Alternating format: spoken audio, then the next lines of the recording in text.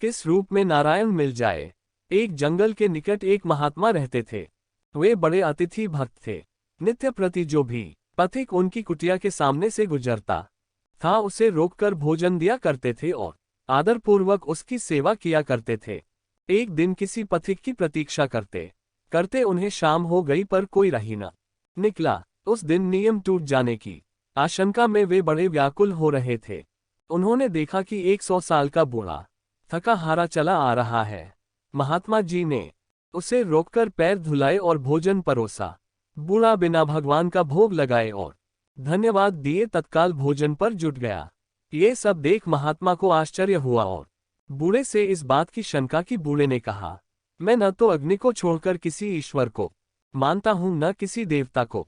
महात्मा जी उसकी नास्तिकतापूर्ण बात सुनकर बड़े क्रुद्ध हुए और उसके सामने से भोजन का थाल खींच लिया तथा बिना ये सोचे कि रात में वह इस जंगल में कहाँ जाएगा, कुटी से बाहर कर दिया। बूढ़ा अपनी लकड़ी टेकता हुआ एक ओर चला गया।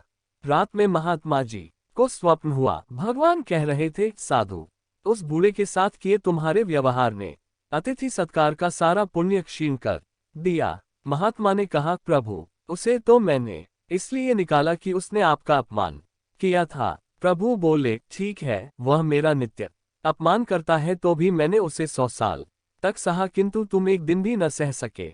भगवान अंतर्धान हो गए और महात्मा जी की भी आंख खुल गई।